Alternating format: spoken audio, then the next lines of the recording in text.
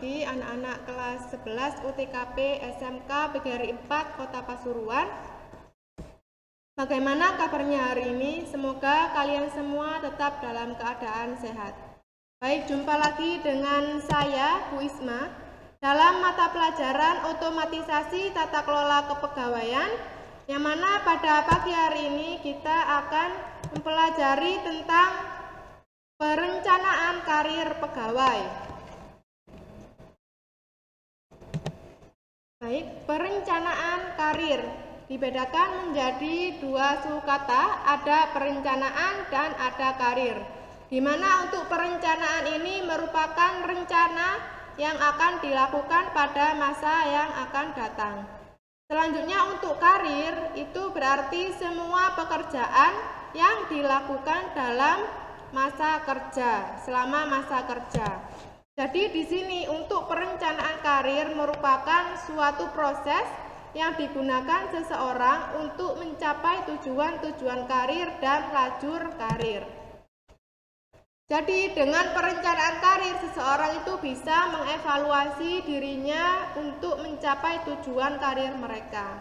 Nah, selanjutnya ada tujuan program perencanaan karir. Yang pertama ada pengembangan lebih efektif, kemudian kesempatan penilaian diri bagi pegawai, kemudian pengembangan sumber daya manusia yang lebih efisien, kemudian kepuasan kebutuhan pengembangan pribadi pegawai, dan peningkatan kinerja melalui pengalaman on the job training.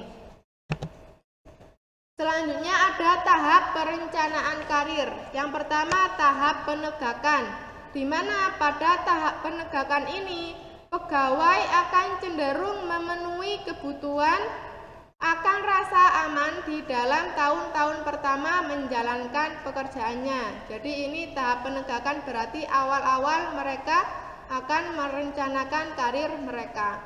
Selanjutnya tahap kemajuan, di mana pada tahap kemajuan ini pegawai mulai mempunyai harga diri dan berusaha untuk dipromosikan. Selanjutnya ada tahap pemeliharaan, di mana pada tahap pemeliharaan ini pegawai merasa tidak puas terhadap pekerjaan mereka. Selanjutnya ada tahap pensiun, di mana untuk tahap pensiun ini akan diketahui perjalanan karir pegawai itu. Apakah selama ini perjalanan karirnya itu memburuk atau membaik?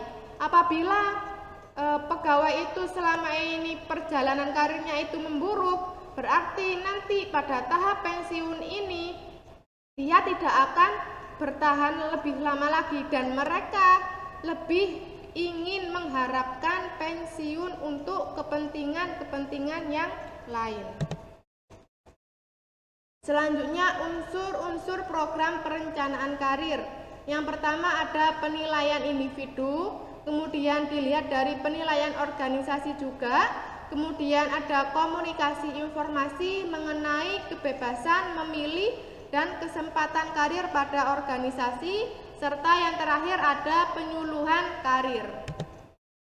Selanjutnya ada faktor-faktor yang mempengaruhi perencanaan karir. Yang pertama ada tahap kehidupan karir, di mana pada tahap kehidupan karir ini seseorang akan mengembangkan karirnya dan memandang perbedaan-perbedaan dari karir-karir sebelumnya. Kemudian yang kedua ada dasar karir, di mana pada dasar karir ini pasti setiap orang itu memiliki aspirasi, latar belakang atau pengalaman yang berbeda, sehingga untuk ke jenjang karir itu dilihat dari dasarnya juga, latar belakangnya itu bagaimana, kemudian pengalamannya itu bagaimana. Selanjutnya yang ketiga ada jalur karir, di mana di jalur karir ini merupakan urutan jabatan yang diduduki untuk mencapai tujuan karir seseorang. Nah, ini untuk penjelasannya. Di tahap kehidupan karir itu ada 3. Yang pertama ada entry stage, di mana pada tahap ini seseorang mulai memasuki organisasi. Jadi nanti di sini pegawai itu akan bertanya apakah nanti keahlian mereka itu bisa diterapkan di organisasi itu. kemudian nanti bagaimana pekerjaan mereka, kemudian apakah nanti di organisasi itu karir mereka itu akan berkembang atau tidak. Nah, di situ ada di tahap entry stage. Kemudian yang kedua ada mastery stage. Di sini tahap di mana pegawai menginginkan jabatan yang lebih tinggi. Biasanya nanti dilihat dari pengalaman yang dimiliki oleh pegawai masing-masing. Kemudian yang ketiga ada phase stage, di mana di sini merupakan tahap persiapan pensiun. Jadi di sini masa-masa pegawai untuk mempersiapkan pensiun mereka.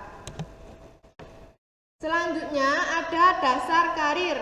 Di dasar karir yang tadi berdasarkan aspirasinya, latar belakang atau pengalaman dari pegawai itu sendiri. Di sini ada 5 perbedaan motif dasar karir.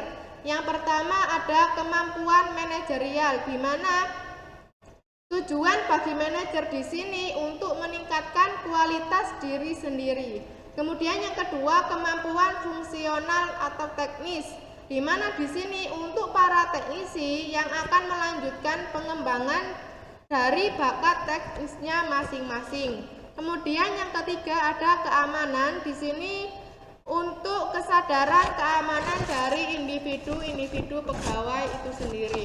Selanjutnya ada kreativitas, misalnya untuk seorang pengusaha, nanti kreativitasnya untuk membangun atau menciptakan sesuatu yang menarik untuk usaha mereka. Jadi di sini dilihat dari kreativitas dari masing-masing pegawai itu. Kemudian yang kelima ada otonomi dan kebebasan, di mana di sini seseorang itu memiliki hasrat kebebasan agar bebas dengan aturan-aturan organisasi. Selanjutnya ada jalur karir. Jalur karir di sini ada 4 macam. Yang pertama ada vertical system. Di sini jalur karirnya bisa dilalui dalam satu fungsi melalui hierarki. Jadi di sini kesempatan pegawai untuk melakukan promosi. Kemudian ada rank and branch system, di mana jalur untuk naik pangkat atau jabatan. Kemudian ada plan job rotation system. Di sini organisasi melakukan perencanaan terlebih dahulu sebelum mengalihkan seseorang ke jabatan yang lebih tinggi. Jadi sebelum naik jabatan seseorang itu dirotasi dulu, dilihat dulu oleh organisasi itu tadi, dinilai dulu. Kemudian yang terakhir ada diamond system. Di sini merupakan posisi yang berubah menyamping daripada naik ke atas. Jadi di sini tidak bisa untuk naik jabatan, karena di diamond system ini posisinya itu lebih menyamping daripada untuk naik jabatan. Baik, untuk pertemuan kali ini sampai di sini dulu. Terima kasih atas perhatiannya. Wassalamualaikum warahmatullahi wabarakatuh.